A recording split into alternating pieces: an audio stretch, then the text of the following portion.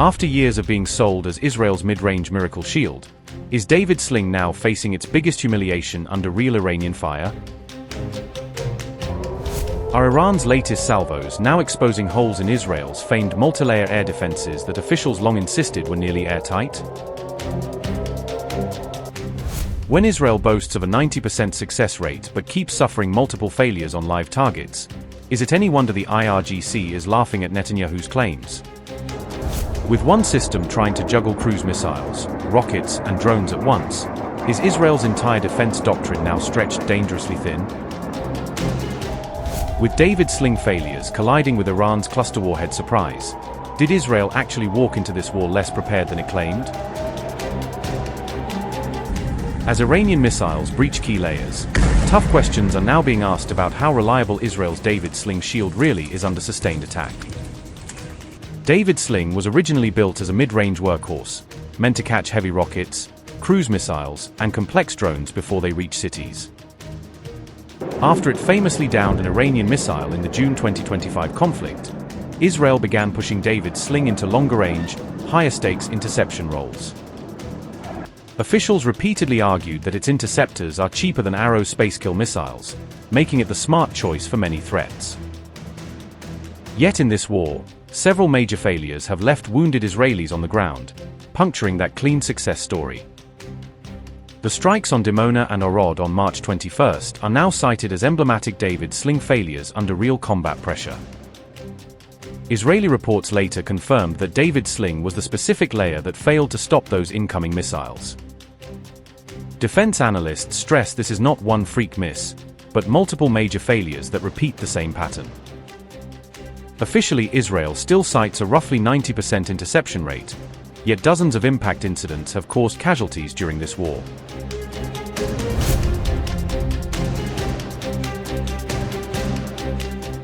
Former commander of the Israeli Air and Missile Defense Forces Ran Kochev says Israeli commanders must choose which interceptor to fire in real time, shot by shot.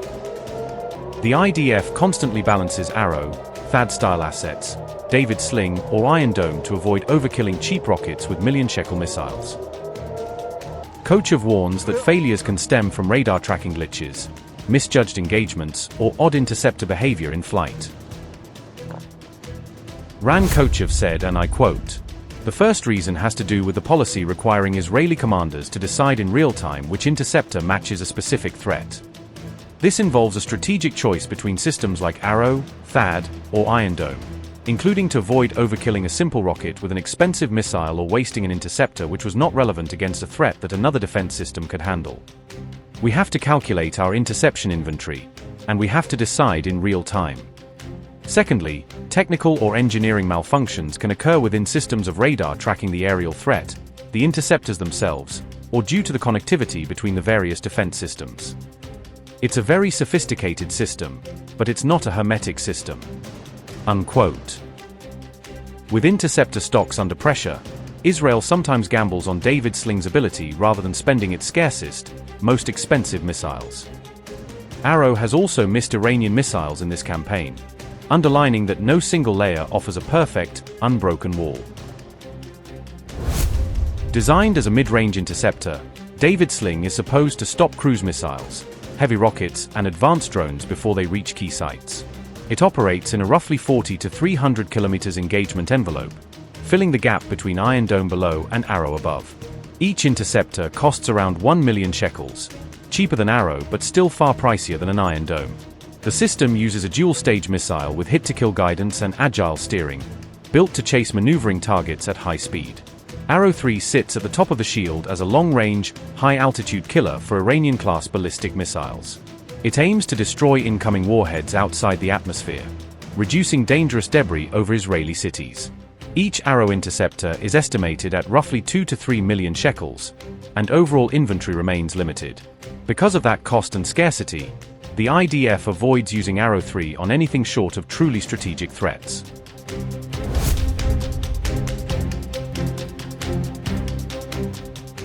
Unlike Arrow 3, which kills threats out in space, David's sling intercepts missiles much closer to the ground. Those lower altitude kills mean more shrapnel raining down, more sirens, and more direct risk to civilians underneath. Iran is now believed to be using cluster munitions in roughly 50 to 70% of its missile attacks. These warheads burst into dozens of sub-bomblets, scattering lethal fragments across a wide footprint.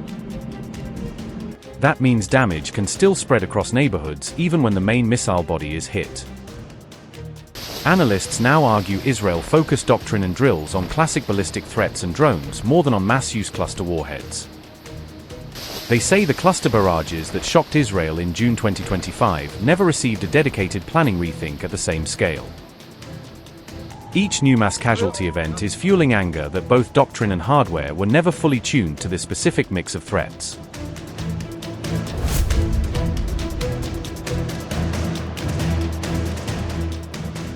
Producing new Arrow interceptors takes years, limiting how quickly Israel can rebuild and expand its top-tier defenses. Reports now suggest Israel may have gone into this war before its missile defense stockpiles were where planners really wanted them. Officials privately admit Iran likely had another 6 to 12 months before crossing a true red line in missile quantity. Some sources say Israel moved earlier in part because the Trump administration suddenly leaned in hard on the Iran file. Israeli officials still insist David Sling has a long record of dramatically enhanced performance over older systems. But for residents under the sirens, statistics mean little when Iranian missiles keep finding real-world gaps in the shield above their heads.